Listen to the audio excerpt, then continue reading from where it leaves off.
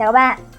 Các bạn ơi, vậy là mùa hè đã đến rồi và với cái thời tiết 40 độ C ở Hà Nội ấy, thì Trang nghĩ là không ai muốn make up một cái gương mặt thật là nhiều son phấn cả, bởi vì như vậy nhìn cảm giác nó rất là bí bách ấy. Và cái người đối diện nhìn mình thôi mà người ta cũng cảm thấy mệt mỏi luôn ấy. Chính vì vậy mà Trang nghĩ nếu mà đi làm ấy, đi học mà vẫn muốn xinh đẹp thì các bạn phải xem video này của Trang. Vậy thì với mùa hè chúng ta không thể lúc nào cũng cứ kem lót, kem nền, kem che khuyết điểm và phủ phấn được, vì như vậy thì nó có quá nhiều lớp khiến cho cái làn da của chúng ta nó sẽ rất là dày và nó sẽ bí lỗ chân lông. Chính vì vậy như thói quen của Trang ấy, thì mùa hè chắc chắn là Trang sẽ không thể nào mà bỏ qua kem chống nắng được. Và sản phẩm mà Trang sẽ dùng hàng ngày trong buổi sáng đó là em chống nắng của DHC. Đây chính là cái sản phẩm mà ngày hôm nay thì Trang sẽ thử dùng cho các bạn cùng xem. Và em này có tên là DHC Sun Cut Q10X với chỉ số chống nắng SPF 50. Cái này thì là thiết kế nó rất là đơn giản, vô cùng đơn giản các bạn này.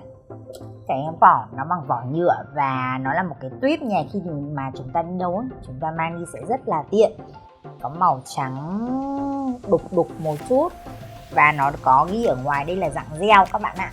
Thì Trang sẽ test thử lên mặt luôn. Thì đây là cái sản phẩm khá là lành tính và nó cũng không có mùi gì mấy đâu các bạn, nó rất là nhẹ, mùi thơm nhẹ và đặc biệt nó là chất gel. Chính vì vậy mà khi mà chúng ta thoa lên ấy, nó khô cực kỳ nhanh, rất là nhanh, thẩm thấu rất là tốt.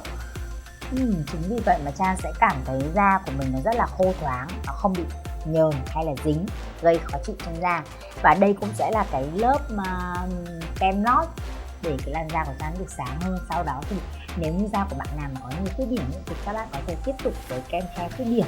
Và như vậy chúng ta sẽ xong được cái bước nền cho mùa hè, chỉ đơn giản như vậy thôi các bạn ạ. Em này thì có chỉ số chống nắng SPF 50. Và như vậy thì thật ra thì bây giờ Trang đều thấy các cái kem chống nắng thì chỉ số chống nắng của nó đều là 50. Thêm một điểm cộng cho em này nữa là nếu như bạn nào có nhiều mồ hôi thì các bạn có thể lựa chọn sản phẩm này. Và sản phẩm này sẽ thích hợp cho cả việc chúng ta đi bơi nữa. Em này khi mà chúng ta thoa xong ấy thì nó sẽ được, da của chúng ta nó sẽ sáng hơn một tông các bạn ạ. Và nhìn nó rất là tự nhiên chứ không phải kiểu trắng bạch đâu. Và khi mà thoa kem chống nắng này thì các bạn đừng quên là chúng ta sẽ thoa phần cổ này, phần body, phần tay này, phần tai nữa các bạn nhé.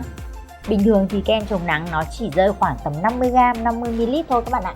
Nhưng mà với em Sun Cut này thì nó rơi khoảng 80g cơ. Và như vậy chúng ta sẽ tha hồ mà sử dụng kem chống nắng trong cả một mùa hè. Sau khi lớp nền đã xong và bây giờ Trang sẽ đến với phần môi.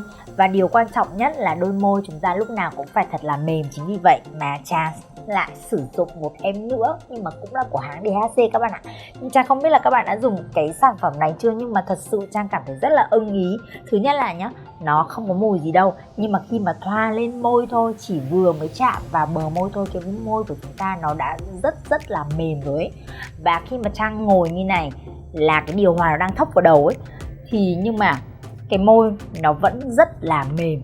Và sau đó thì Trang bắt đầu sẽ đánh son lên, như vậy là chúng ta sẽ hoàn thiện lớp make up. Nếu như bạn nào mà không có lông mày hoặc là cái đôi lông mày mà nó nhạt quá, các bạn có thể dùng thêm một cái chì lông mày như này nữa. Và Trang cá là cái thời gian make up buổi sáng để cho cái làn da, để cho cái gương mặt nó được tươi tắn, chúng ta chỉ mất có 3 đến 5 phút là cùng thôi các bạn ạ. Video ngày hôm nay chỉ ngắn gọn như vậy thôi các bạn ạ. Và hẹn gặp lại các bạn ở các video sau. Bye bye.